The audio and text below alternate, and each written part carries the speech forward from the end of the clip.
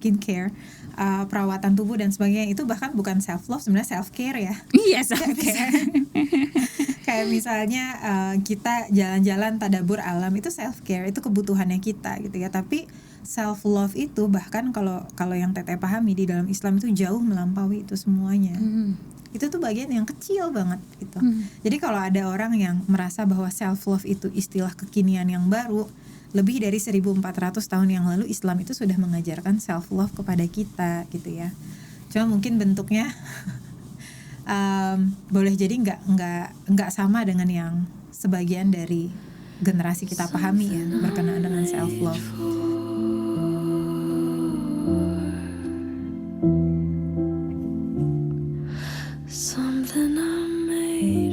Assalamualaikum warahmatullahi wabarakatuh.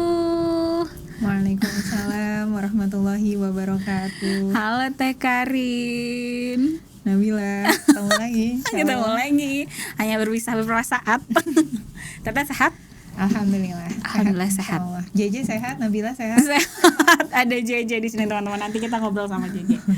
Teteh, hari ini kita akan berbincang soal self love, yang artinya cinta diri sendiri. Insya Allah. Cinta diri sendiri. Kenapa sih Teh? Kenapa kita harus cinta dengan diri sendiri?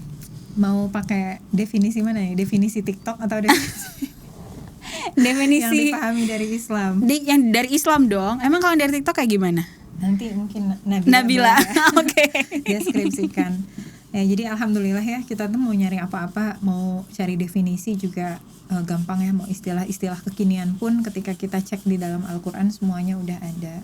Salah satunya adalah bagaimana kita itu diperintahkan untuk menghargai diri kita sendiri, mencintai diri kita sendiri. Kalau ditanya kenapa ya, di dalam Islam tuh ada izah namanya. Ya izah sebagai seorang muslim, di mana kita punya self confidence, self love kalau bahasa kekiniannya. Kita punya penghargaan kepada diri kita sendiri semata-mata. Ini dari sekian banyak poin Teteh ambil satu aja dulu ya. Semata-mata karena Allah Subhanahu wa taala sudah menciptakan kita dan Allah Subhanahu wa taala mencintai kita. Jadi kayak enggak bersyukur banget kalau kemudian Allah Subhanahu wa taala yang udah cinta sama kita, sayang sama kita, terus ujuk-ujuk kitanya yang kemudian nggak sayang sama diri kita sendiri gitu ya. Dan wujud kasih sayang Allah Subhanahu wa taala sama kita itu beda sama kalau kita sayang sama sesama manusia atau sama binatang. Kenapa? Kalau kapasitas kita sebagai seorang manusia ya, even ketika kita cinta banget sama seseorang, ketika kita sayang banget sama sesuatu, kapasitas mencintai kita tuh terbatas. Contoh misalnya, Teteh sayang banget sama suami Teteh, tapi Teteh nggak bisa 24 jam hadir untuk suami Teteh. Teteh nggak bisa melakukan berbagai hal yang kemudian ingin sekali Teteh lakukan untuk suami Teteh. Ngebayangin misalnya, Teteh udah nikah nih sekarang, punya anak 3, homeschooling gitu kan ya, tanpa ART. Pengen ya Teteh, kalau suami pulang, rumah bersih, anak-anak aman, damai dan tentram, lalu kemudian semua checklistan ibadah selesai, Teteh bisa menerima ya suami dalam keadaan Teteh sudah mandi, rapi, wangi, dandan full lah segala rupa gitu ya. Pengennya gitu, I wish ya I could be that person gitu. Tapi kenyataannya adalah seringkali ya keseharian itu tidak sempurna gitu ya. Ada aja misalnya yang kurang. Misalnya dalam keadaan kita udah rapi-rapi nih semuanya, udah dandan, udah segala rupa. Pas suami pulang, pas misalnya anak-anak lagi butuh apa segala rupa. Ada waktunya anak-anak lagi aman, damai dan tentram, nggak taunya dapur belum beres gitu ya. Jadi walaupun itu bukan tanggung jawab Teteh semata ya, kan kita baru bahas nih di kelas undercover series ya, yang seri keakhwatan gitu. Memang itu bukan tanggung jawab kita, tapi karena kita cinta, kita sayang sama suami kita, kita pengen serve the best dong, apa nih yang bisa saya lakukan gitu ya. Ke anak-anak gitu juga, ke anak-anak pengennya tuh kalau bisa ngasih 24 jam, tapi kan nggak bisa. Teteh butuh istirahat, butuh tidur. Bahkan siang-siang ketika mereka lagi pengen terus lanjut main, Tetehnya udah capek gitu ya, nggak bisa gitu. Sama sahabat-sahabat Teteh tuh banyak banget orang-orang yang Teteh sayangi, dari mulai guru-guru, dari mulai binaan-binaan, dari mulai teman-teman yang pernah ngaji bareng dan sebagainya, yang rasanya tuh setiap kali Ramadan atau setiap kali ingat pengen deh ngirimin hadiah banyak-banyak. Ya tapi belum bisa gitu. Maksudnya kapasitas kita untuk mencintai, menyayangi itu sangat-sangat terbatas gitu ya. Sementara Allah Subhanahu wa taala, ketika Allah Subhanahu wa taala Ar-Rahman Ar-Rahim ya, Maha Pengasih, Maha Penyayang, Allah itu memberikan semuanya itu tanpa batasan sesuai dengan kehendaknya, dan Allah lah yang menetapkan qadarnya sesuai dengan kehendaknya. Makanya kemudian kita saksikan ada manusia-manusia yang bahkan ketika manusia itu dia nggak taat sama Allah, dia ninggalin sholat, dia nggak menutup aurat, dia kemudian tidak mengikuti berbagai ketaatan kepada Allah, masih dikasih makan juga. Bahkan kadang-kadang makanannya enak-enak. Iya. Masih dikasih tempat tinggal yang nyaman, masih dikasih kesempatan untuk bertaubat, masih dikasih kesempatan untuk berbenah, masih dikasih berbagai peluang-peluang untuk bisa masuk ke dalam surga. Kan kesempatan taubat itu kan peluang untuk bisa masuk ke dalam surga. Jadi sampai segitunya kasih sayang Allah Subhanahu wa taala. Bahkan sampai-sampai kalau ada seorang hamba yang banyak bermaksiat tapi kemudian menjelang akhir hayatnya dia bertaubat dengan sebetul-betul taubat, oleh Allah Subhanahu wa taala diampuni. Jadi kurang apa lagi gitu ya kasih sayang Allah Subhanahu wa taala kepada kita. Jadi sayang banget lah kalau misalnya kita tidak mencintai diri kita sendiri yang sudah sedemikian dijaga oleh Allah Subhanahu wa taala. Ya kalau kita membayangkan tuh Allah tuh udah ngejaga kita tuh hati-hati banget gitu ya. Masa sih kita yang kemudian meruntuhkan diri kita sendiri, masa sih kita yang kemudian membenci diri kita sendiri sementara Allah Subhanahu wa taala sudah menyayangi kita. Itu yang pertama, why-nya. Kedua, satu poin lagi gitu ya, kenapa kita harus cinta sama diri kita, membangun self love tadi. Karena Allah Subhanahu wa taala menciptakan kita itu dalam keadaan diri kita itu berharga. Allah menciptakan kita sebagai Abdullah, Allah menciptakan kita sebagai Khalifatullah. Allah Subhanahu wa taala menciptakan kita untuk menjaga muka bumi ini. Allah menciptakan kita dengan berbagai potensi. Jadi nggak ada satupun manusia yang kemudian oleh Allah Subhanahu wa taala diciptakan itu tanpa potensi dan tanpa peran di atas muka bumi.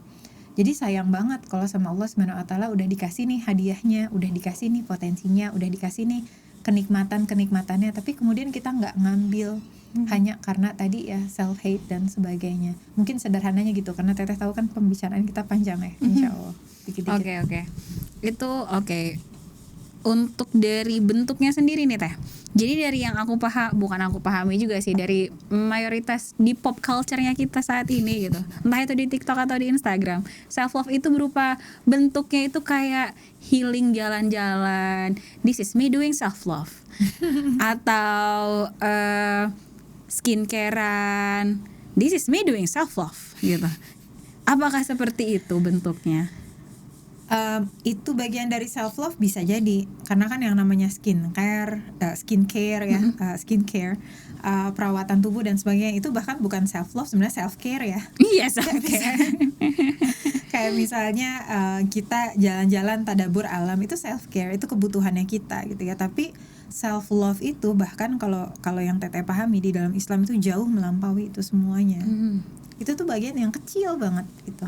Jadi kalau ada orang yang merasa bahwa self love itu istilah kekinian yang baru, lebih dari 1400 tahun yang lalu Islam itu sudah mengajarkan self love kepada kita gitu ya. Cuma mungkin bentuknya boleh jadi nggak sama dengan yang sebagian dari generasi kita pahami ya, berkenaan dengan self love. Seenggaknya misalnya nih ya, 3 poin aja. Yang pertama, ketika kita bicara tentang self love ya, salah satu wujud yang pertama adalah kalau betul kita mencintai diri kita sendiri, we would stop wasting our time and wasting our potential.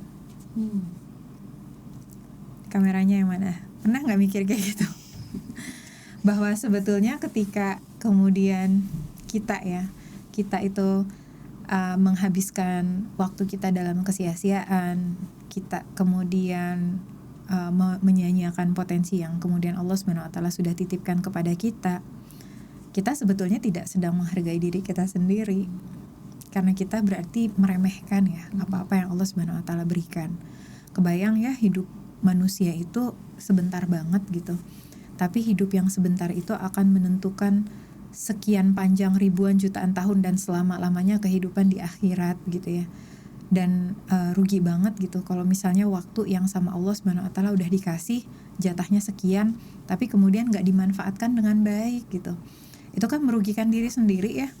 Kalau ada orang merugikan diri sendiri, kira-kira itu self love atau enggak? Jadi misalnya contoh gitu, ada orang ngabisin waktu buat scrolling gitu ya, buat ngedrakor, Just say it, go. buat apa lagi, Netflixan mungkin. Yeah, that's Ya, waktu itu kan probably. Konhit cerita ya, ngerasa menyesal kan akhirnya gitu ya. Atau apapun lah streaming service ya yang kemudian beredaran di sana. Ketika kemudian menghabiskan waktu untuk itu yang sebetulnya kalaulah itu dicurahkan untuk ilmu, dicurahkan untuk amal karya kebermanfaatan, dicurahkan untuk keluarga, maka si waktu tadi akan berbuah gitu. Waktu kan sama ya 24 jam. Tapi si 24 jam ini dia akan berbuah, berbuahnya barokah lagi gitu ya, berlipat ganda gitu. Waktu misalnya 15 menit dipakai buat scrolling yang gak jadi apa-apa, bahkan mungkin bikin hati makin galau gitu kan. Tapi kalau misalnya 15 menit dipakai buat tilawah Al-Quran, itu udah dapat pahala berapa banyak gitu ya. Waktu 1 jam dipakai buat nonton 1 episode drakor misalnya yang tidak bermanfaat gitu ya, udah mah bikin jadi bucin gitu kan, bikin jadi ngerasa ini itu dan sebagainya gitu. Tapi kalau 1 jam dipakai buat belajar, buat adik-adik yang lagi di SMA, SMK, lagi di kuliah, lagi belajar di ranah-ranah informal, kajian atau apapun, maka itu akan mengupgrade diri kita gitu ya. Jadi salah satu bentuk self love kita adalah bagaimana ya kita menghargai waktu yang oleh Allah Subhanahu wa taala sudah berikan kepada kita. Makanya kan sampai-sampai kita tuh diajarkan wal asr, ya, demi masa. Ya, innal insana lafi khusr, sesungguhnya manusia itu berada dalam kerugian. Pernah nggak mikir self love dari sisi ini gitu kan ya, bahwa salah satu wujud kita cinta sama diri kita sendiri, jangan mau jadi orang yang rugi. Sementara tadi demi masa manusia itu dalam keadaan rugi, kecuali apa? Illalladzina amanu wa amilus solihat wa tawassaw bil haqqi wa tawassaw bis sabr. Jadi kalau kita memang betul mencintai diri kita, harusnya 4 ini kita jalankan. Kita beriman kepada Allah, kita beramal solih, kita saling nasihat menasihati dalam kebaikan, saling nasihat menasihati dalam menetapi kesabaran. Nah, di situ ada saling, berarti harus ada komunitasnya. Makanya teman-teman yang ada di sini, kalau nanti temani bikin acara offline, datang ya, tolong datang. Bisa banget iklan. Iya, karena kan banyak nih yang suka DM. Siapa yo ngaku deh yang Banyak, suka DM ke banyak Teteh. banget, Cuma banyak Teteh belum banget. sempat balas, maaf ya. Banyak. Ada pengakuan dosa. Maaf, Teteh suka baca, cuman kadang-kadang belum sempat balas. Banyak Ya, yang ngajakin makanya kita event. ketemu ya kan, misalnya nanyain ini nanyain itu gitu ya, makanya kemudian kita ketemuan yuk. Banyak juga yang curhat misalnya gini, Teh aku tuh mau hijrah tapi lingkungan aku tuh nggak mendukung, makanya dikejar lingkungan yang baik. Makanya kalau nanti kita ngajak ketemuan offline, datang ya, insya Allah. Itu yang pertama ya, self love yang pertama. Self love yang kedua yang Teteh Adalah pahami, Teteh minum dulu. mangga, Bismillahirrahmanirrahim. mangga teh. Ini nanti tayang pas Ramadan ya. Iya. Mohon maaf Udah. ya kalau ini ada minum segala, ini Alhamdulillah. direkamnya pada saat belum Gak Ramadan. apa-apa, ntar dikat sama Okay, I'm so sorry. Nandi. Jadi self love yang kedua adalah kalau betul kita mencintai diri kita, we wouldn't let ourselves to be miserable. Kita tidak akan membiarkan diri kita itu dalam keadaan menyedihkan, pathetic. Kita nggak akan membiarkan diri kita dalam keadaan broken hearted, nggak akan membiarkan diri kita dalam keadaan kesedihan yang terlampau-lampau, terjebak dalam berbagai perasaan hati yang kemudian menyiksa diri gitu ya, iri hati, dengki. Dan orang bilang kalau buka medsos tuh jadi gampang iri hati, jadi gampang ini, yang ngapain, tinggalin aja iri hatinya gitu ya.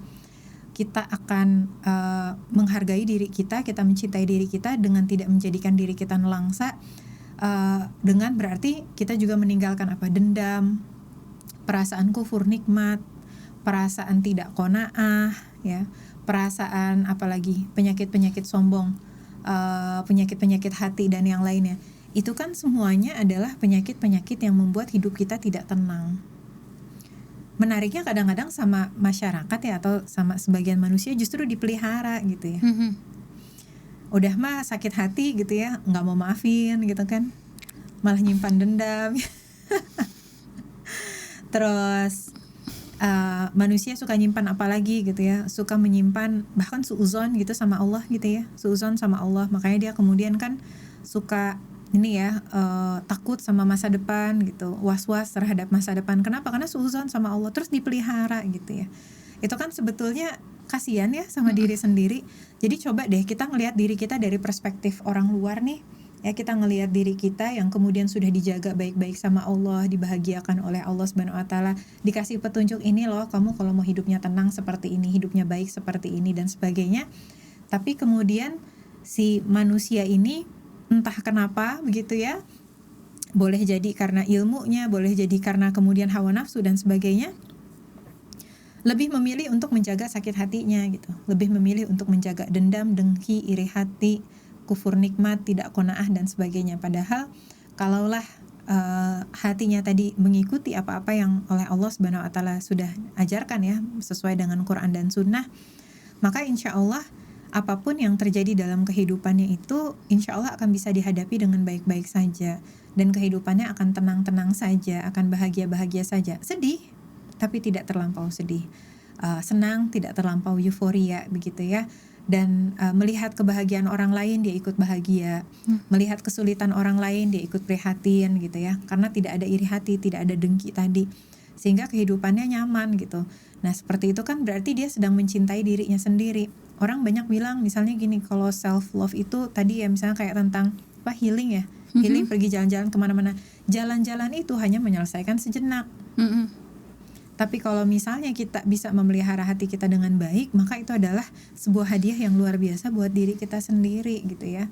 Yang itu sama Allah SWT udah dikasih petunjuk juga.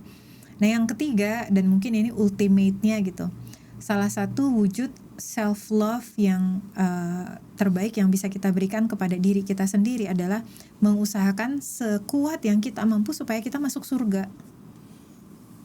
supaya kita mendapatkan keridhaan Allah Subhanahu wa taala. Mungkin ini pada perasaan kita ngomongin self love deh, kenapa balik lagi ke sini. Memang intinya kan ke sana gitu ya. Bahkan Teteh mungkin bisa bilang seperti ini ya, bentuk self hate.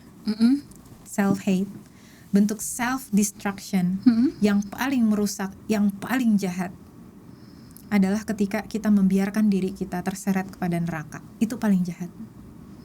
Allah Subhanahu wa taala udah ngasih sama kita nih semuanya tempat di surga. Udah ada apa? Udah ada apa ibaratnya kafling-kaflingnya lah, kamu di sini, kamu di sini. Maka kalau kita lihat di Al-Qur'an ya, bahasa yang digunakan oleh Allah Subhanahu wa taala, orang-orang yang fasik, orang-orang yang musyrik, orang-orang munafik, mereka itu menukar surganya dengan dunia. Maksudnya menukar surga dengan dunia adalah surga itu udah dikasih sama Allah, tapi kemudian dibuang sama manusia ini, dibuang mentah-mentah karena dia pengen gratifikasi yang cepat gitu loh, pengen kenikmatan dunia yang cepat tadi gitu ya. Dan itu yang mungkin kadang-kadang tidak terlalu direnungkan begitu ya, sehingga kemudian terjebak dengan ya gue pengennya bahkan mengatasnamakan self love gitu ya, karena gue cinta sama diri gue, ya terserah gue dong mau ngapain gitu ya, kebalik gitu. Karena kita cinta kepada diri kita, maka kita ingin bisa dalam keadaan taat kepada Allah Subhanahu wa taala gitu. Do you need coffee? No, I don't. Okay. I'm alright. There's one question I want to ask dari yang Teteh bilang tadi. Gimana tuh? About memaafkan. I believe, aku percaya kalau bagian dari self love adalah cutting off toxic people off from our life. Termasuk orang-orang yang pernah menyakiti, mungkin yang sebenarnya aku udah ngobrolin ini sama Konit di isu yang sebelumnya, yaitu kita isu sebelum dibincang isu sebelumnya tuh kita ngobrolin soal hidup gak adil gitu, why me gitu. Itu keterkaitannya sama ridho sama ketetapan Allah, lagi ke situ kan ya Teh ya. Lalu apakah jika aku belum memaafkan seseorang yang sudah menyakitiku, aku tidak ridho sama ketetapan Allah. Nah kalau kepada self love, bagiku itu bagian wujud dari self loveku, mencintai diriku. Aku menjauh dari orang-orang yang menjadi seperti orang-orang yang pernah merusak hari-hariku Teh gitu. There, something happened back then. A year ago. It's literally a year ago. Dan aku sudah move on dari situ Teh. Sudah aku cut tuh. Aku rasa aku sudah memaafkan nih. Aku sudah move on. Aku hijrah ke Bandung. Aku jadi tau lah timeline-nya jadi. Aku hijrah ke Bandung. Aku kira Aku sudah memaafkan. Ini bagian dari self loveku. Aku rasa ini self love dan self healingku. Aku move on dari semuanya, aku meninggalkan semuanya. Aku kira aku sudah memaafkan. Hingga suatu ketika di awal tahun ini berkelindan kembali hidup kami. Masya Allah, Tidak- berkelindan. Berkelindan. Oh. Very poetic ya JJ, gimana JJ? Berkelindan. Beririsan kembali hidup kami. Itu aku tidak expect sama sekali. Dan ternyata dari situ muncul lagi ada friksi-friksi. Ternyata gue belum gitu.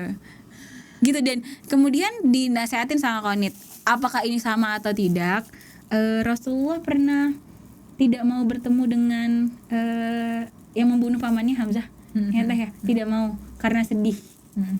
Apakah itu sama denganku? Apakah aku boleh seperti itu gitu? Aku merasa aku memang tidak siap untuk itu. Dan is that part of self love or I don't know?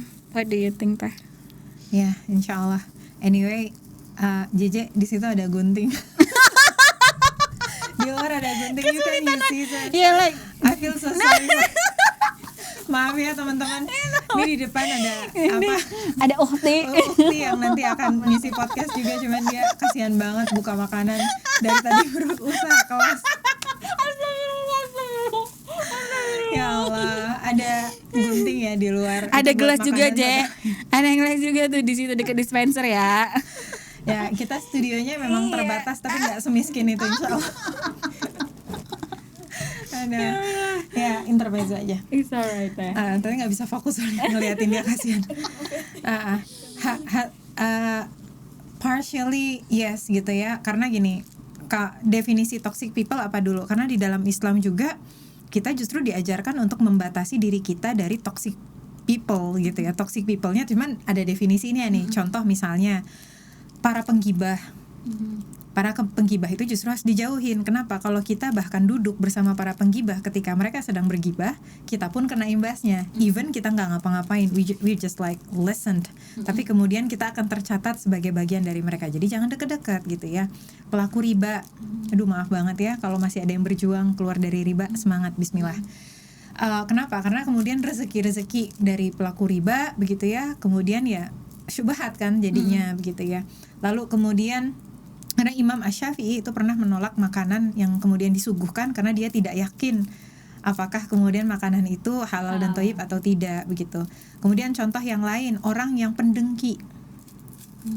Orang yang iri hati, pendengki, sombong, ya itu justru kemudian dijauhin gitu ya. Kita nggak mau dekat-dekat seperti itu. Maka sebenarnya jauh sebelum ada istilah wujud self love menjauhkan kita dari toxic people, again gitu, di dalam Islam lebih dari 1400 tahun yang lalu kita sudah diajarkan kalau mau milih circle, inner circle, sahabat ya, yang laki-laki berarti sama yang laki-laki, yang perempuan berarti sama perempuan gitu ya. Kita cari yang solih, yang laki-laki yang solih, yang perempuan cari yang solihah gitu ya. Makanya itu pentingnya komunitas. Yuk gabung di komunitas temani. Jadi minimal walaupun kita nggak sempurna, misalnya nih nanti teman-teman ketemu nih sama teman-teman temani yang lain, ternyata teman-teman yang ada di temani itu nggak sempurna juga anyway. Bahkan ketika ketemu sama Teteh misalnya, ternyata Teh Karin juga nggak sempurna ya gitu ya, ternyata Teh Karin gini gitu. Kita memang nggak sempurna, tapi at least kita berada di jalan yang sama. Kita sedang berusaha menuju ridhonya Allah Subhanahu wa Ta'ala. Jadi kita berusaha seperti itu. Lalu gimana dengan orang-orang toksik tadi?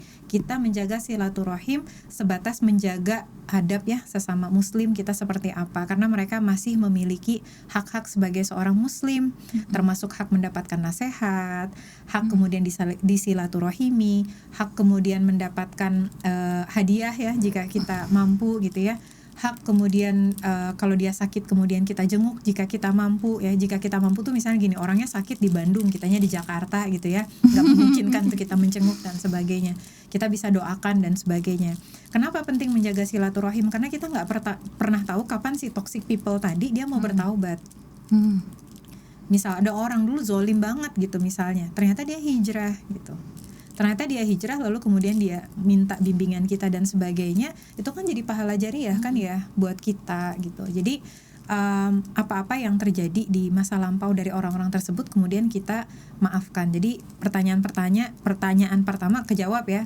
Bagaimana kita merespon toxic people? Boleh nggak kita membatasi? Bukan hanya boleh tapi diperintahkan gitu. Kita harus menjaga lingkungan kita, jangan mau terjebak dengan contoh-contoh yang tadi. Boleh jadi masih banyak ya, itu beberapa contoh saja yang memang kita hindari gitu ya. Kalau ada orang yang suka ngegosipin orang lain, kemungkinan besar kita akan digosipin juga setelah udah ganti pemain gitu kan. Kalau ada orang pendengki sama orang lain, boleh jadi dia akan dengki sama kita dan boleh jadi ngirimin ain juga ke kita begitu. Jadi itu hal-hal yang kemudian kita hindari. Pertanyaan yang kedua, sejauh mana sih kita harus memaafkan ya? Memang kalau kemudian perintahnya Allah Subhanahu Wa Taala, waktu itu pernah kita bahas juga kalau nggak salah ya, sampai 2 malaikat turun. Rasulullah SAW sedang duduk bersama malaikat Jibril alaihissalam. Lalu kemudian turun malaikat satu lagi menyampaikan kepada Rasulullah SAW 3 nasihat. 3-tiganya berat. Makanya teteh membayangkan subhanallah ya, sampai ada 2 malaikat yang turun gitu ya, menyampaikan kepada Rasulullah SAW. Pesannya adalah bagaimana Rasulullah SAW itu diperintahkan untuk menjalin silaturahim kepada orang yang memutuskannya. Menjalin silaturahim sama orang yang baik gitu ya. Kayak ini nih, teteh dikasih kado nih sama Khalida, makasih ya Khalida. Terus teteh menjalin silaturahim sama Khalida, seneng gitu ya. Kenapa? Baik gitu ya, sama-sama kita saling sayang dan sebagainya. Menjalin silaturahim sama orang yang dulu pernah memutuskan gimana? Itu kan berat gitu ya. Nah, makanya kemudian perintahnya memang luar biasa. Kemudian yang kedua, berbuat baik kepada orang yang pelit sama kita. Kalau kita berbuat baik sama orang yang baik juga sama kita, kayak seneng ya. Misalnya nih, tiap Ramadan dikirimin hampers, kita mau ngirim hampers balik tuh seneng gitu. Bahkan Ramadannya belum datang kita udah mikirin nanti mau ngirimin hampers apa ya gitu ya. Tapi kalau sama orang yang bahkan ketika kita lagi butuh banget dulu dia nggak ada dalam kehidupan kita, dia nggak peduli sama kita, kita mau berbuat baik juga kayak yang berat gitu ya. Nah yang ketiga adalah memaafkan orang-orang yang kemudian menyakiti kita. Memaafkan bukan berarti menghilangkan peradilan. Misal nih ada orang mencuri, ya dia harus ganti dong gitu ya. Ada orang membunuh, ya itu ada kisosnya dong gitu ya. Tetapi di dalam hati kita ridho kepada Allah Subhanahu Wa Taala dan kita kemudian ridho dengan apa yang terjadi dan kita memaafkan si orang tersebut. Makanya Rasulullah SAW di kisah Taif ya, bagaimana Rasulullah SAW berdakwah kepada para penduduk Taif, lalu kemudian dihujani dengan batu, lalu kemudian sampai berdarah, lalu kemudian sampai ini, sampai itu dan sebagainya. Rasulullah SAW justru ketika malaikat kemudian menawarkan, mau nggak nih ditimpakan aja nih sama Bukit Taif nih orang-orangnya gitu ya. Ibaratnya malaikat yang mulia saja tuh udah nggak tahan gitu loh. Udah timpakan aja deh gitu. Tapi justru Rasulullah SAW yang tersenyum justru kemudian mendoakan kepada Allah, mendoakan orang-orang Taif ya, di hadapan Allah Subhanahu Wa Taala, meminta agar Allah Subhanahu Wa Taala memberikan petunjuk kepada mereka, agar kemudian dari keturunan mereka lahirlah pejuang-pejuang agama Allah Subhanahu Wa Taala. Itu yang kemudian dicontohkan oleh Rasulullah SAW. Maaf ya. It's alright, I need this. Iya, jadi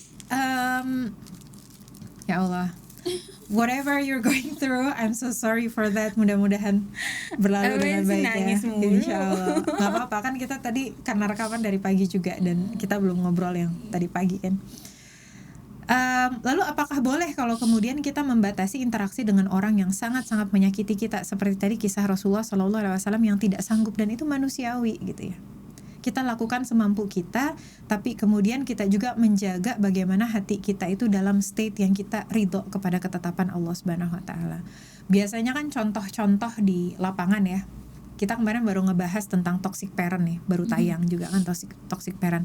Banyak anak yang nggak bisa memaafkan orang tuanya. Ya karena kemudian ya tadi gitu ya, salah satu faktornya belum ridho terhadap apa-apa yang sudah ditetapkan Allah Subhanahu Wa Taala dengan alasan apa? Self love. Gue harus cinta sama diri gue, terserah orang tua gue mau ngapain. Masalahnya hubungan antara anak dengan orang tua itu bukan serta-merta hubungan balas dendam atau hubungan timbal balik gitu. Kita nggak bisa gara-gara orang tua kita melakukan apa kepada kita terus kita bisa balas dendam melakukan apa ke orang tua. Tetapi hubungan kita itu dengan Allah Subhanahu Wa Taala. Kita berbakti kepada orang tua bukan karena orang tua kita itu melakukan sesuatu karena kepada kita. Kita berbakti kepada orang tua karena memang Allah Subhanahu Wa Taala memerintahkan kita. Makanya tauhid itu menjadi inti dari segala sesuatu. Sama halnya dengan kasus yang misalnya kayak Nabila tadi tanyain gitu, ada orang yang nyakitin perasaan banget, kita maafin orang itu bukan karena orang itu deserve not because they deserve it, they deserve the forgiveness gitu, tetapi karena kita mau ditinggikan kedudukannya oleh Allah Subhanahu wa taala. Makanya ada salah satu hadis tuh yang luar biasa ya, Umiaan waktu itu yang nyampein hadis itu ke Teteh ya, Umiaan Hani yang juga sering ngisi di Temani ya. Umiaan tuh menyampaikan bahwa Rasulullah SAW menasehati kita bahwa tidaklah orang itu memaafkan kecuali dia akan dimuliakan. Jadi kalau memang betul kita ingin masuk surga, which is part of our definition of self-love, ketika kita betul mencintai diri kita pasti mau surga yang tertinggi, kita mau surga yang lebih mulia. Maka alih-alih kita memendam rasa untuk tidak memaafkan seseorang, emang mau berapa lama sih nahan bertahun-tahun, terus nggak enak lagi kan, bikin sedih lagi, bikin nggak enak lagi, bikin canggung lagi kalau ketemu orang dan sebagainya. Mendingan dimaafin, hati jadi lapang, hati jadi lega, terus nanti di sisi Allah Subhanahu wa taala kita dimuliakan. Ibarat kata nih, kalau kita bisa milih, dikasih tahu nih, kamu pilih di sini ya, pilihan pertama kamu mendem rasa, kamu nggak maafin, hidup kamu susah, nggak enak hati. Dan kemudian pilihan yang kedua adalah kamu maafin, nanti hati kamu jadi lapang, ikhlas karena Allah Subhanahu wa taala, terus nanti dikaruniakan surga lagi, surganya ditingkatkan. Logika manusiawinya kita akan milih pilihan kedua. Tapi kadang-kadang kan masalah keimanan. Seberapa yakin sih kita kalau kita memaafkan, kita ditinggikan kedudukannya di sisi Allah Subhanahu wa taala. Balik lagi gitu, keimanan tuh gaib. Dia nggak bisa kita sentuh, nggak bisa kita terima notifikasinya, nggak ada email ngasih tahu lo udah maafin nih, lo dapet ekstra poin pahala sekian gitu kan. Nggak ada notifikasinya gitu. Maka kita harus betul-betul berbekal keimanan kepada janji Allah Subhanahu wa taala, dan kita merasakan setiap kali kita memaafkan seseorang, maka kita sedang dimuliakan oleh Allah Subhanahu wa taala. Bahkan ketika setan balik lagi. Kadang-kadang gitu ya, kita udah maafin orang nih, terus tiba-tiba kenapa gue jadi gak enak lagi sama dia gitu kan. Kan setan kan gak berhenti ya. Setan tuh senang banget kalau kita berantem.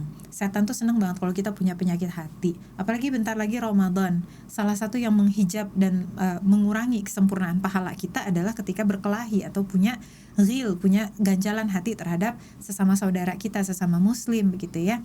Jadi rugi banget gitu kalau misalnya kita nyimpan rasa seperti itu. Maka kita harus maintain nih, harus selalu in the state of remembrance to Allah, sehingga begitu setan itu datang mengingat-ingatkan kita tentang keburukan-keburukan orang yang nyakitin kita kemudian diingatkan kembali, ya udahlah gitu ya, mudah-mudahan jadi pahala di sisi Allah kalau kita bisa memaafkan dia. Akhirnya balik lagi, kunci dari kita self love adalah bagaimana kita mencintai Allah Subhanahu wa taala.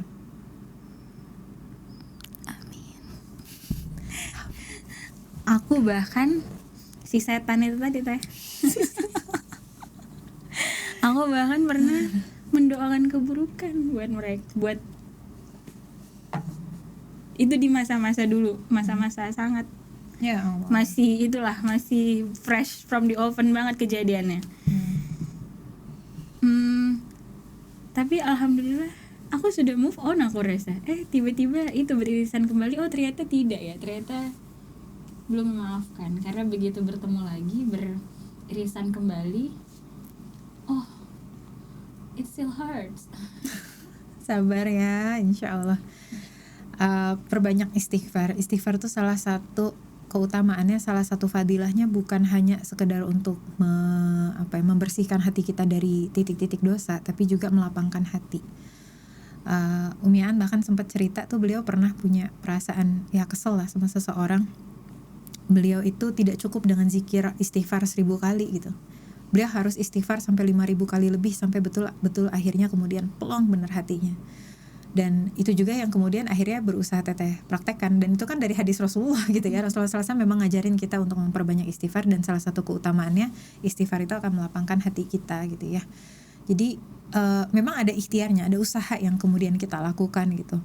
Mungkin kalau kita secara kasat mata, apa kaitannya nih antara memaafkan orang sama istighfar gitu kan ya. Tapi karena kita mengimani Rasulullah, karena kita mengimani Allah gitu ya dengan Quran dan Sunnah begitu, maka kemudian kita mengimani itu adalah salah satu sarana atau perantara kita kemudian meminta kepada Allah agar dilapangkan hati kita untuk bisa memaafkan orang lain.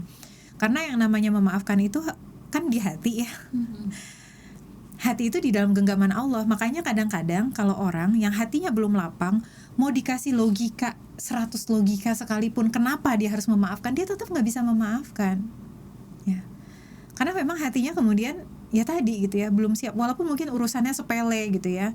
Kalau ngebandingin sama kisah Rasulullah SAW tadi kan beda gitu. Rasulullah SAW tuh pamannya dibunuh sampai kemudian dikoyak-koyak, sampai kemudian jantungnya di ini itu, dan brutal banget lah gitu ya. Itu kan kisahnya beda lagi. Makanya kalau orang membunuh itu kisos gitu loh, nggak bisa sekedar ya udahlah dimaafin gitu kan ya, ada hukumnya gitu, ada kisosnya gitu ya.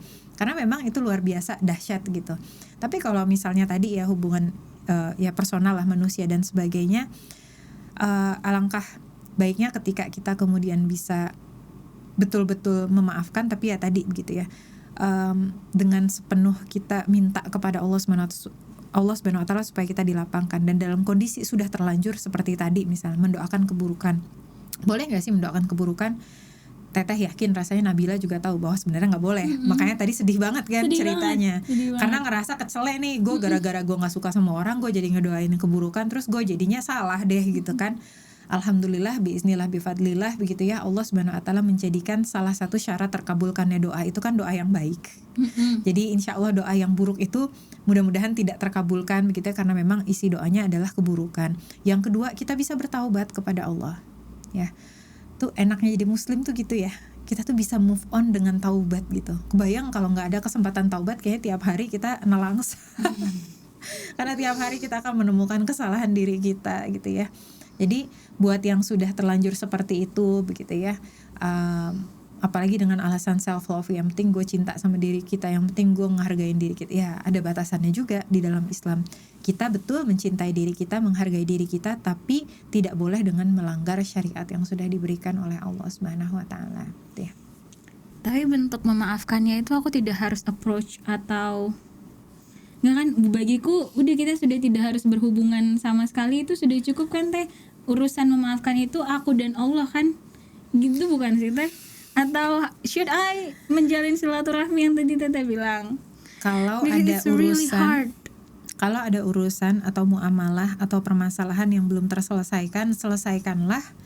Dan kalau kita merasa memang ini, kan kita kerasa ya kalau ada ganjelan dan sebagainya, lebih baik kita minta maaf aja duluan. No, dia yang salah. No. So the thing is, they already asked for forgiveness to me. Oh gitu. Me being forgiving to them, it's moving on. Jadi itu tuh sudah, it's been a while teh. Ya, it's about a year ago. Udah move on, sih udah kita menjalani kehidupan masing-masing. Tidak perlu ada berkelindahan kembali hingga suatu ketika beririsan kembali, ternyata aku rasa aku sudah memaafkan. Aku rasa aku sudah maafkan, aku sudah move on, hidupku luar biasa, alhamdulillah, insyaallah I am fine here. Kemudian beririsan kembali, ternyata masih ada friksi di hati yang aku nggak ridho mereka menghubungiku gitu. Aku tidak ridho kami ada pertemuan kembali. Ya Allah, nah itu ya Allah. Makanya kan kemarin tuh ngomongin soal ridho pada ketetapan Allah sama qadar dan qadar. Jadi ngerasa, iya Allah ngapain sih dipertemukan lagi? Berarti udah chill banget nih hidup. Udah so chill, super chill. Kemudian dipertemukan kembali. Jadi aku merasa yang kemarin sia-sia gitu, runtuh gitu pertahanan self loveku.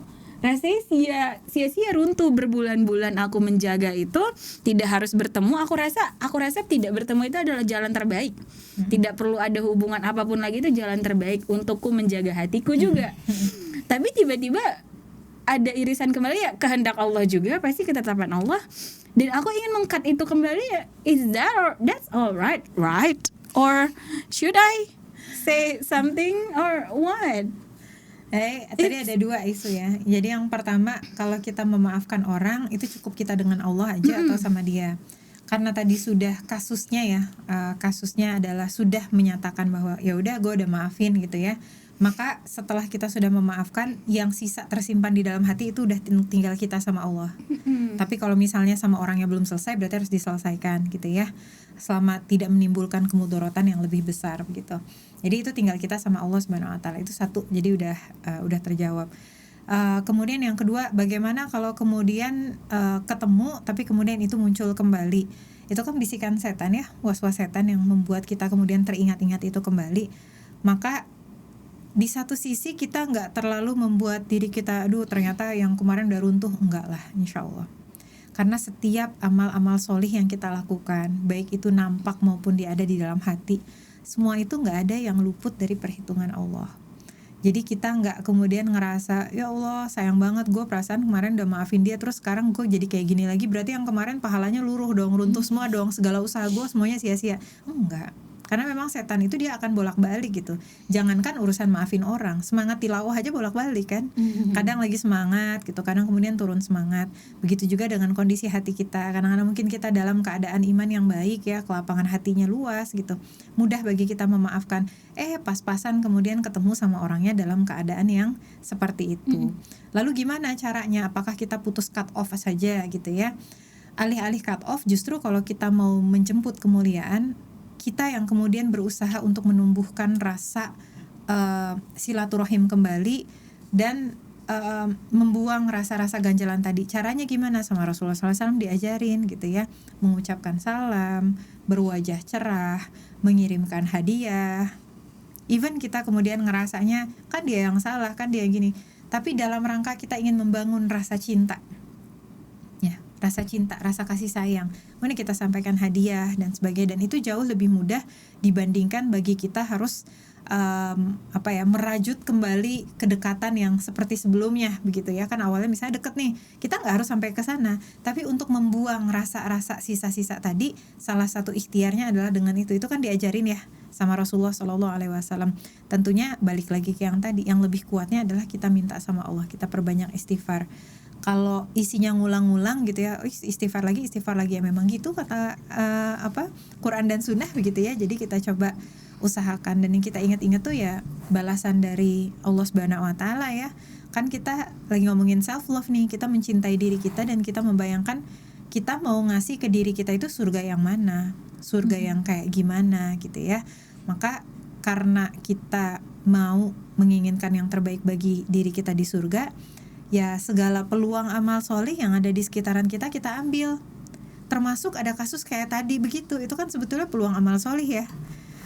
Peluang kalau kita bisa memaafkan dengan sepenuh maaf, maka kita dimuliakan oleh Allah Subhanahu Wa Taala. Ya udah, kita ambil peluangnya gitu, insyaallah. Okay. Thank you Teh Karin. It means the world. Maaf ya. Satu hal yang aku garis bawahi adalah self love dalam kacamata Islam. Kacamata dari yang Tata sampaikan adalah karena gini, self love yang diamini sama teman-teman di sosial media sana mungkin adalah self love yang berupa kenyamanan, yang enak-enak, yaitu tadi yang skincarean, healing, yang sedikit-sedikit gue layak dapat yang lebih baik di tempat kerjaan gue resign, that's self love gitu. Padahal dari yang Teteh sampaikan tadi adalah no, dengan kita tidak membiarkan diri kita miserable, dengan perjalanan menuju, dengan menjanjikan surga kepada diri sendiri gitu. Itu kan perjalanan panjang yang penuh onak dan duri. Nggak enak-enak aja itu, iya kan Teh? Jadi that's self love. Yes and no. Oke. Karena bukan berarti kemudian lo kalau berislam lo harus terus lo kalau berislam nggak boleh skincarean gitu. No, that's not what I mean. Ya kan? Oke, kita satu-satu ya. Jadi kalau ada yang bilang self love kalau skincarean tuh part of self love, itu bukan hanya self love, itu self care ya. Self-care. Ayo laki-laki dan perempuan, skincare harus tetap dijaga karena itu kan titipan dari Allah Subhanahu Wa Taala gitu. Yang nggak boleh itu kan tabaruj ya kalau perempuan begitu. Jadi kalau kita skincare, merawat tubuh gitu ya, bahkan itu bagian dari apa yang kemudian Allah Subhanahu Wa Taala juga titipkan kepada kita, amanah kita gitu ya. apalagi baik laki-laki maupun perempuan itu kan sama Allah Subhanahu wa taala diciptakan berpasang-pasangan. Jadi kalau yang laki-laki berdandan untuk istrinya atau untuk calon istrinya gitu ya, untuk para muslimah berdandan untuk suami atau calon suaminya gitu ya, insya Allah itu juga berpahala gitu. Bahkan kalau kita tidak menjaga tubuh kita, kadang-kadang bisa mengganggu orang lain. Body care gitu misalnya ya, berkenaan tentang body care, ada orang nggak pakai deodoran gitu, lalu kemudian kemana-mana akhirnya mengganggu orang lain gitu ya. Jadi bedakan antara tabaruj dengan skincare tadi. Skincare itu bagian dari haknya kulit kita kok. Dulu orang zaman dulu nggak pakai skincare baik-baik aja. Iya, orang zaman dulu polusinya nggak kayak sekarang. Kondisi airnya nggak kayak sekarang, kondisi ini itunya nggak kayak sekarang, aktivitasnya tidak seperti sekarang, beda banget. Jadi nggak bisa dibandingin begitu ya. Jadi kayak misalnya sesederhana pakai sunscreen. Kalau Nabila, Bandung nggak kayak Depok. Ya, emang kamu pakai skincare? Kamu pakai sunscreen gak, Neng? Pake. Oh my dear God. Sunscreennya pada dipakai. Karena kan bukan cuma masalah teduh atau nggak teduh ya. Matahari itu ada di luaran sana. Ya, tanya deh di workshop skincare, perawatan kulit dan sebagainya. Cantik kok. Sunscreen itu bukan tentang cantik.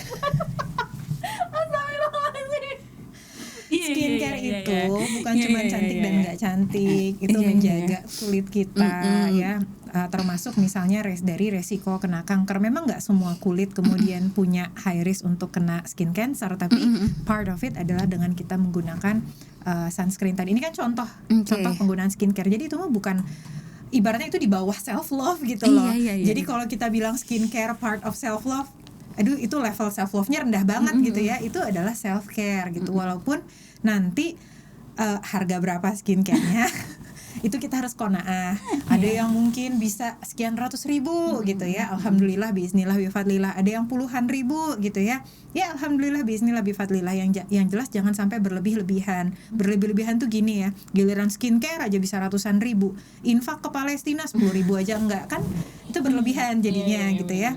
Jadi harus proporsional lah, sesuai dengan kebutuhannya masing-masing.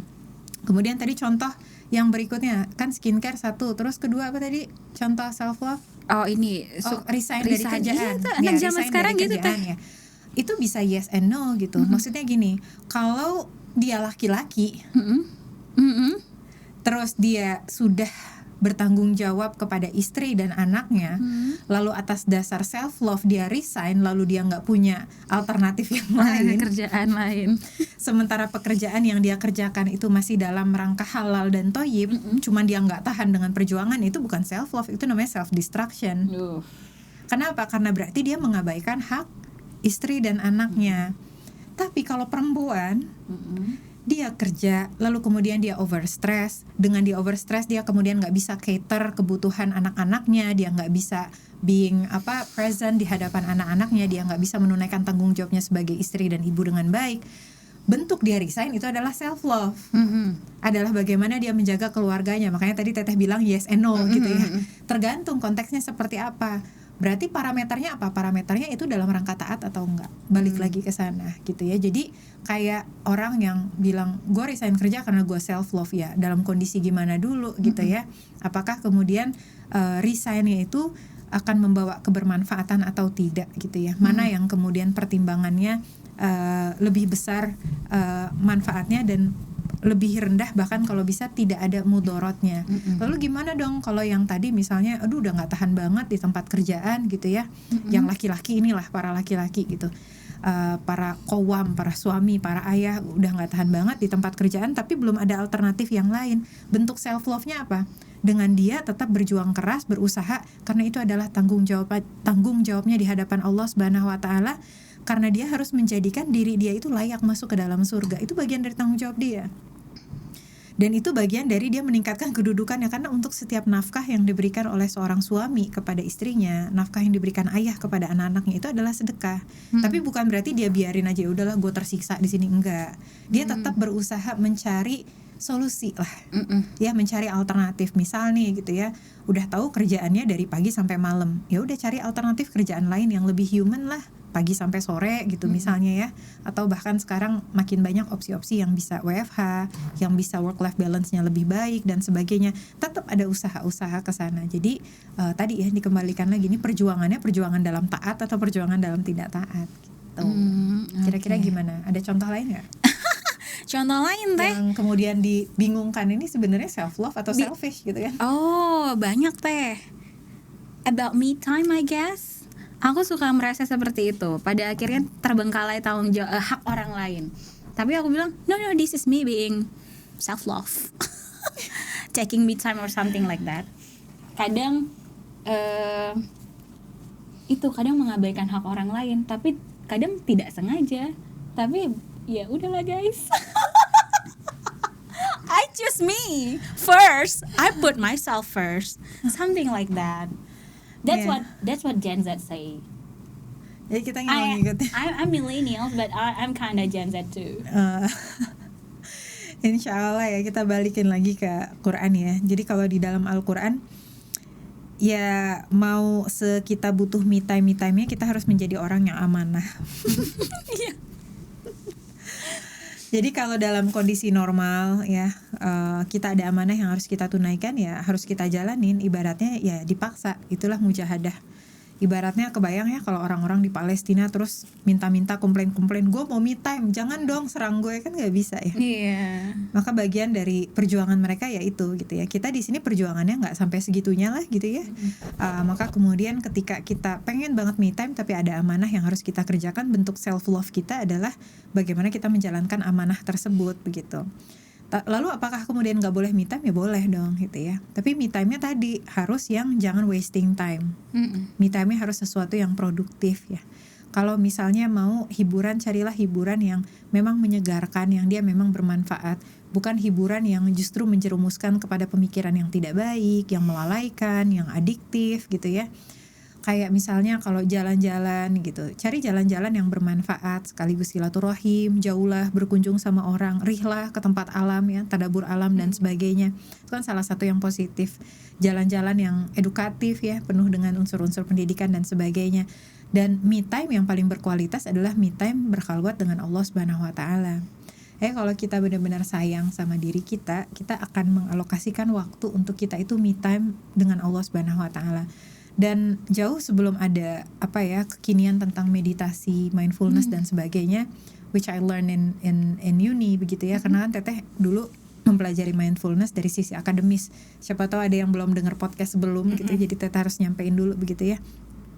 Teteh belajar meditasi di kelas, belajar mindfulness di kelas, tapi tetap aja gitu ya, itu tuh shallow, sangat-sangat dangkal. Kenapa? Landasannya nggak jelas, atheism kan base-nya, dia tidak mengenal Tuhan gitu ya. Terus orang nambahin lagi, tapi kan ada mindfulness Islami, kenapa harus dilabelin mindfulness Islami? Islam aja udah gitu ya. Jadi di dalam Islam kita itu udah diajarin untuk me time. Bahkan Allah Subhanahu wa taala acknowledge our need to be alone.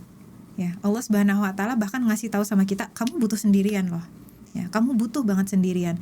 Makanya di dalam Quran surah Al-Muzammil, Allah Subhanahu wa taala menyampaikan kepada kita itu untuk bangun di akhir malam ya. Jadi kalau kita buka di dalam Quran surah Al-Muzammil, di situ kita akan menemukan Allah Subhanahu wa taala memerintahkan kepada kita yang artinya, wahai orang-orang yang berselimut, bangunlah untuk sholat pada malam hari kecuali sebagian kecil, yaitu separuhnya atau kurang sedikit dari itu, atau lebih dari seperdua itu, dan bacalah Al-Quran itu dengan perlahan-lahan.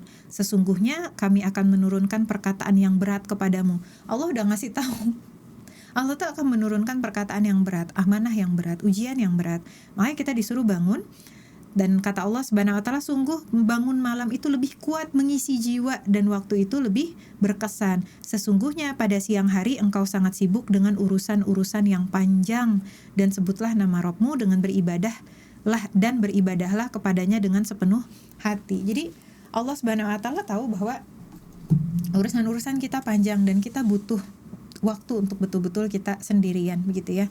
Kebayang nggak hasil penelitian kekinian menyatakan bahwa asosiasinya tuh kuat banget. Biasa kalau penelitian kan bukan kausal ya, tapi asosiasinya associated gitu ya. Orang-orang yang punya kebiasaan meditasi, maka kemudian dia punya pengelolaan mental health yang lebih bagus. Itu baru meditasi. Kebayang nggak sekarang dengan sholat? dengan tahajud. Karena ketika kita meditasi itu kan kita sendiri, kosong pada diri kita sendiri. Tapi kalau sholat itu bukan hanya kita dengan diri kita sendiri, kita sedang bersama Allah Subhanahu Wa Taala. Dan itu lebih powerful. Kenapa? Ada perkara-perkara gaib di sana. Ketika kita sholat, ketika kita zikir, ketika kita tilawah Al-Quran, ada malaikat membersamai kita. Rahmat Allah Subhanahu Wa Taala turun atas kita. Kekuasaan Allah Subhanahu Wa Taala atas kita. Bahkan ketika kita berdoa kepada Allah Subhanahu Wa Taala, kita lagi me time nih, yang kita katanya butuh healing, kita curhatin itu semuanya. Ya, kita ngeluh sama Allah, ya Allah gue capek banget, gue harus gimana, tolongin dong. Dan itu adalah afirmasi positif yang jauh lebih powerful dibandingkan afirmasi positif sekedar meditasi kepada diri kita sendiri gitu. Jadi sayang banget kalau waktunya kemudian dipakai meditasi tapi giliran sholat bolong-bolong gitu kan. Atau sholat gak khusyuk, giliran meditasi khusyuk. Afirmasi positif sendiri semangat gitu, giliran doa gak semangat gitu kan, kebalik jadinya gitu. Harusnya justru kita mengoptimalkan sarana-sarana tazkiyatun nafs ya, sarana-sarana penyucian jiwa, sarana-sarana mengelola mental health kita dari perspektif Islam yang itu jauh lebih powerful yang udah dikasih sama Allah Subhanahu Wa Taala. Dan waktu sepertiga malam terakhir itu adalah waktu yang barokah, waktu yang mustajab untuk berdoa. Itu waktu me time kita gitu ya, yang sangat-sangat powerful. Tapi saya belum bisa tahajud teh, saya baru hijrah. Ya udah, waktu yang 5 kali sehari itu, waktu yang 5 kali sholat itu yang betul-betul dioptimalkan. Bahkan Allah Subhanahu Wa Taala menyampaikan gini, wasta'inu bisobri wassalah, mintalah pertolongan kepada Allah dengan sabar dan sholat. Jadi kalau yang nyari healing, me time, self love, paling powerful apa? Sholat. Ya, sholat itu disandingkan sama Allah Subhanahu Wa Taala dengan sabar. Kan kita tadi di awal ya, salah satu wujud kita self love, jangan membiarkan diri kita itu dalam ketersiksaan gitu loh. Dalam keadaan yang menyedihkan dan sebagainya. Salah satunya kita butuh sabar. Untuk bisa sabar, Allah sandingkan dengan sholat tadi. Dan Allah Subhanahu Wa Taala udah ngasih tahu, wa innaha lakabiratun illa 'alal khosyiin. Sholat itu berat kecuali bagi hamba-hambanya yang khusyuk. Hamba-hamba yang khusyuk itu yang siapa? Kata Allah Subhanahu Wa Taala di ayat selanjutnya, Al-Baqarah ayat 46 ya. Alladzina yadhunnuna mulaqu rabbihim wa annahum ilaihi raji'un.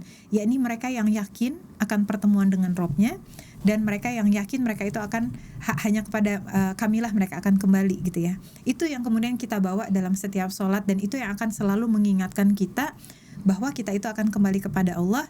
Sehingga self love kita ultimate-nya adalah bagaimana kita mau mencintai Allah, bagaimana kita mau masuk ke dalam surga, akhirnya turunnya ke sana gitu. Jadi me time-nya bukan me time yang kemudian distraktif ya, tapi me time yang kemudian dia justru mengupgrade kapasitas diri kita gitu ya. I like that Teteh. Soal afirmasi positif. Aku kan salah satu yang suka bilang, you're pretty, you're cool, you're something like that. Tapi harus lebih louder lagi ketika kita berdoa ya Teh ya. Lebih louder, dan pada saat kita mengulang kata-kata itu alangkah baiknya ketika kita menggunakan kalimat-kalimat yang diajarkan oleh Rasulullah SAW. Misalnya kayak kita mau bilang misalnya tadi ya, oh you're pretty gitu, kita menyampaikan apa? Masya Allah, alhamdulillah ya, Allah Subhanahu Wa Taala sudah menciptakan kita dalam keadaan yang terbaik. Masya Allah. Kenapa?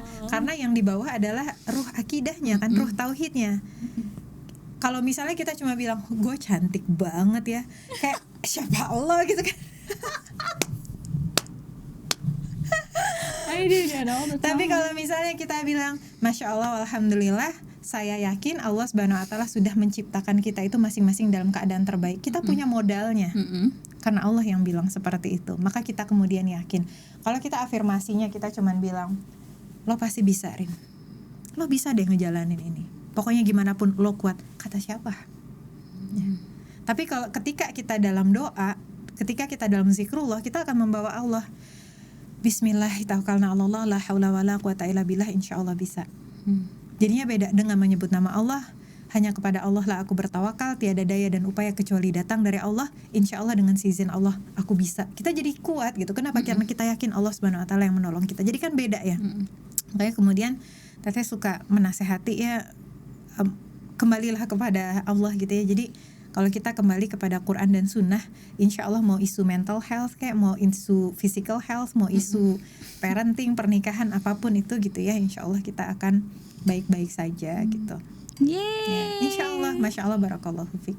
Thank you, Teteh. It means the world to me. When I say it means the world to me, it means the world to me. Alhamdulillah, Alhamdulillah. masya Allah, la haula wala quwata illa billah. Thank you so much for saying all those things. Semoga teman-teman yang dengerin aku, especially, mostly, will be better after this. Amin, insyaallah, mudah-mudahan kita semuanya ya, insyaallah. Ada yang bahaya ya kalau konsep self love ini nggak dijaga. Bunuh diri, Ya. self harm, ya. Ini bakalan ini ya kalau masuk ke sensor. Tapi kan itu real ya, self harm. Lalu kemudian suicide ya. Dan itu sangat-sangat menyedihkan karena di dalam Islam ya, ini bukan hanya tentang kesehatan atau lo jangan self harm deh nanti sakit, karena kalau alasannya begitu, orang yang melakukan self harm kemudian dia ngomong enggak, justru gue kalau self harm gue jadi happy. Itu kan seperti itu kan ya. Makanya kemudian pondasinya tadi adalah tauhid. Di dalam Islam kita nggak boleh loh nyakitin diri sendiri. Bahkan di dalam Islam itu kita nggak boleh menyengajakan diri, menzolimi diri sendiri, bikin diri kita sakit. Makanya di dalam Islam kalau kita sakit ya kita berobat gitu ya. Kita nggak boleh membiarkan kita sakit terus-terusan begitu ya. Dan masalah bunuh diri itu bukan berarti kemudian gue mau bunuh diri karena gue self love gitu, daripada gue semakin tersiksa dalam kehidupan kan gitu ya. Kalau baca-baca tentang suicide gitu ya, ada narasi-narasi ini ya yang mereka pakai logika manusiawi. Gue daripada hidup gue makin susah, daripada gue hidup gue makin berat. Wujud self love gue adalah dengan gue mengakhiri hidup gue nih supaya gue nggak tersiksa lagi. Kata siapa? Di dalam Islam kalau ada orang, jangan kita ya, contohnya orang aja, kalau ada orang yang dia membunuh dirinya sendiri, itu justru jadi dosa yang besar di sisi Allah Subhanahu Wa Taala, karena the action of killing itself itu adalah dosa gitu. Jadi yang awalnya dia berpikir dengan dia membunuh dirinya itu akan mengakhiri segala kesulitannya, justru dia akan masuk ke alam kubur lalu kemudian disiksa karena dosanya tadi kan. Auzubillahi min dzalik, su'ul khotimah. Jadi su'ul khotimah kan. Jadi jangan ya adik-adik teteh dimanapun berada, jangan self harm, jangan suicide. Ditemani, insya Allah banyak kok kakak-kakak yang berusaha untuk menemani adik-adik dan teman-teman. Please jangan, apa kita bikin suicide hotline ya? Boleh. Ya mudah-mudahan tapi kalau doain kita ya. sanggup ya Teh, Ya, jangan makanya harus disiapin. Nggak sanggup nanti. Ide mah banyak. Iya, because Kapasitas that's terbatas. gonna be really hard. Iya, tapi yang jelas jangan sampai seperti itu ya, karena apa yang menanti itu jauh lebih mengerikan kalau sampai bunuh diri. Terus gimana dong jadinya kalau udah mikir kayak gitu? Gue hidup susah banget sih Teh, kembali kepada Allah, insya Allah susahnya hilang. Ya, ujiannya nggak hilang tapi susahnya yang hilang kalau kembali kepada Allah, karena nanti hatinya dilapangkan oleh Allah Subhanahu Wa Taala. Gitu. Ada satu case Teh tadi terkait self harm, terkait thinking to suicide gitu, kepikiran untuk bunuh diri. Jadi ada kasus seorang perempuan, dia merasa tidak lagi berharga, tidak lagi merasa layak akan cintanya Allah karena dia sudah pernah berzina gitu, sudah tidak perawan lagi gitu katanya. Dia merasa seperti itu. Salah satu hal yang paling krusialnya karena katanya laki-laki yang sudah melakukan itu kepadaku pun bahkan tidak menginginkanku. Ya Allah. Rasanya Allah juga nggak layak gitu untuk aku dapatkan kembali gitu, seperti itu kurang lebih. Jadi dia ingin untuk bunuh diri, ingin untuk mengakhiri hidupnya ya karena dia sudah merasa tidak berharga lagi. Apa itu self love? Ya udah nggak ada lagi di dirinya. Gimana Teh? Ya, yang pertama ya, Teteh turut prihatin ya dengan situasi tersebut. Turut prihatin di sini bukan berarti Teteh membenarkan zinanya, tetapi Teteh turut prihatin dengan kondisi karena sampai terjerumus kepada dosa yang besar, karena zina itu kan dosa yang besar ya. Bukan berarti Teteh ngomong karena arogan gitu, tapi memang di dalam Al-Quran disebutkan seperti itu. Zina itu salah satu dosa yang besar. Lalu apakah kemudian jadi tidak layak, apakah kemudian jadi tidak berhak untuk self love dan sebagainya, dan lebih baik bunuh diri dan sebagainya? Tentu saja tidak. Alhamdulillah ya, Allah Subhanahu Wa Taala itu mengaruniakan Al-Quran itu benar-benar sebagai obat, syifa, penawar, penyembuh, yang kemudian sebagai petunjuk kepada kita yang menyelesaikan berbagai permasalahan kita. Dan dalam konteks ini Allah Subhanahu wa taala menyampaikan begini ya di dalam Quran surah Az-Zumar ayat 53 yang artinya, wahai orang-orang yang melampaui batas, janganlah engkau berputus asa dari rahmat Allah. Jadi yang dipegang adalah Allah Subhanahu wa taala sendiri itu enggak berputus asa sama kita. Allah Subhanahu wa taala sendiri tidak berputus asa kepada para pendosa. Maka janganlah kemudian berputus asa kepada diri sendiri gitu. Bahkan para pendosa pun diminta sama Allah Subhanahu wa taala bertaubat kepada Allah. Ya. Bertaubat kepada Allah, kembali kepada Allah, perbaiki diri, jangan berputus asa. Satu-satunya pihak yang senang kalau ada pendosa yang berputus asa itu setan. Jadi harus diingat-ingat, even pelaku pezina sekalipun. Allah Subhanahu wa taala menginginkan hamba-hambanya itu kembali kepada Allah, bertaubat kepada Allah Subhanahu wa taala. So because remember ya, whatever you've done, whatever you did, apapun kemudian kesalahan, dosa in the past, apalagi temani komunitas hijrah. Yang namanya komunitas hijrah berarti mungkin majority of us termasuk Teteh sendiri kita punya masa-masa yang dulu kemudian masa-masa kelam kita dan sebagainya. Apapun yang dulu adik-adik pernah rasain, teman-teman pernah rasain. Because Allah never gives up on you, never give up on yourself, gitu. Ya. Allah tidak pernah berputus asa kepada kita, maka jangan kita berputus asa kepada diri kita sendiri. Itu satu. Dan yang kedua adalah yang baiknya lagi ya, maksudnya memang Masya Allah ya, Allah Subhanahu wa taala itu Maha Pengasih, Maha Penyayang. Yang lebih menariknya lagi, bukan hanya Allah Subhanahu wa taala menyampaikan jangan berputus asa terhadap rahmat Allah, tapi Allah Subhanahu wa taala menyampaikan ini kasusnya spesifik lagi tentang zina begitu ya. Allah Subhanahu wa taala kalau kita bertaubat bahkan kemudian akan digantikan dosa-dosa kita itu dengan kebaikan. Itu ada di dalam Quran surah Al-Furqan. Ya, Quran surah Al-Furqan ayat 70 sampai dengan 71. Allah Subhanahu wa taala menyampaikan yang artinya ya, kecuali orang-orang yang bertaubat dan beriman dan mengerjakan kebajikan, maka kejahatan mereka diganti Allah dengan kebaikan. Allah Maha Pengampun, Maha Penyayang. Dan barang siapa bertaubat dan mengerjakan kebajikan, maka sesungguhnya dia bertaubat kepada Allah dengan taubat yang sebenar-benarnya. Dua ayat ini bicara tentang kejahatan apa? Nah, itu ada kejahatannya disebutkan di ayat 68. Nih, dengerin ya kejahatannya. Dan orang-orang yang tidak menyekutukan Allah dengan sembahan yang lain, tidak membunuh orang yang diharamkan oleh Allah, kecuali dengan alasan yang benar, dan tidak berzina. Jadi 3 itu, syirik, bunuh, zina. Itu kan 3-tiganya dosa yang besar gitu. Tapi bahkan dosa yang besar itu kata Allah Subhanahu wa taala tadi gitu ya, kalau kemudian bertaubat Allah ganti dengan kebaikan. Dan kalau dia bertaubat mengerjakan kebajikan, sungguh dia telah bertaubat kepada Allah dengan taubat yang sebenar-benarnya. Bahkan ketika kemudian tadi kasusnya ya, si laki-laki yang melakukan perbuatan zina dengan si muslimah tadi gitu ya, dengan perempuan tadi, tidak menginginkan dia, ya udah biarin aja, itu mah urusan dia sama Allah. Urusan si muslimah tadi ini gitu ya adalah bagaimana kedudukan dia di hadapan Allah Subhanahu wa taala, membangun izahnya kembali, bahwa dia adalah orang-orang yang bertaubat. Bahagialah kepada orang-orang yang kemudian bertaubat kepada Allah Subhanahu wa taala, karena kemudian dosa-dosa kita yang lampau dihapuskan. Mau seisi dunia merendahkan kita, mau seisi dunia merendahkan kita, bahkan kalau kita merendahkan diri kita sendiri, tapi kita memahami ayat yang tadi lalu kita bertaubat kepada Allah Subhanahu wa taala, maka bangunlah self love itu kembali, bahwa Allah Subhanahu wa taala cinta kepada kita. Allah cinta kepada orang-orang yang menyucikan dirinya. Allah cinta kepada hamba-hambanya yang kemudian kembali kepada Allah Subhanahu wa taala. And please remember ya, dalam keadaan terpuruk kadang-kadang kita rindu sama diri kita yang baik.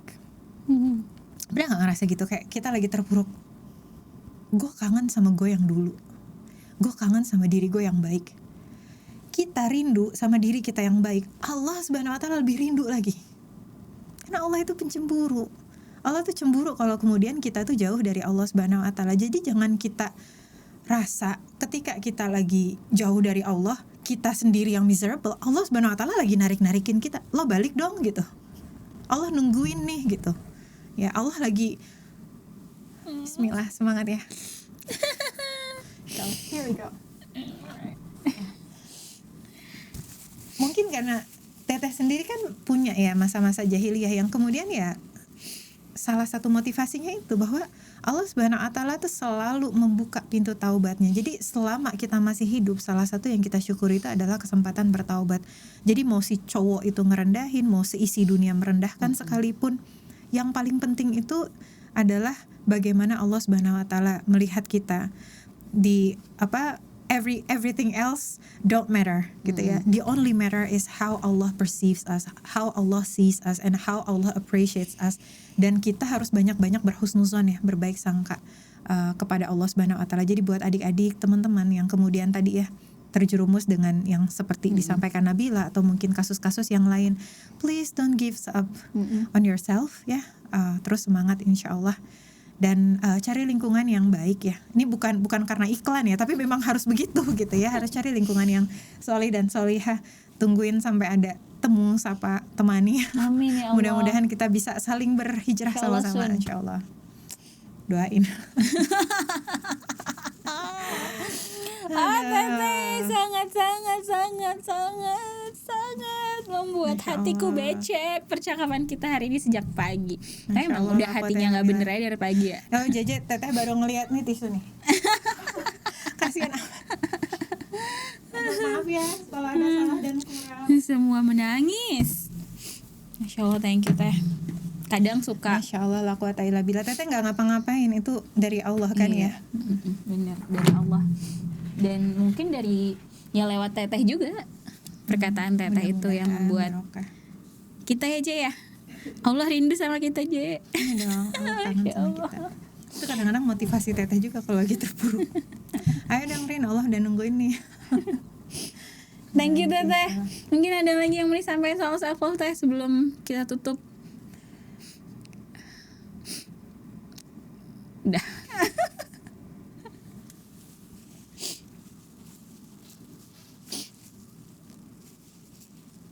Apa ya? Mungkin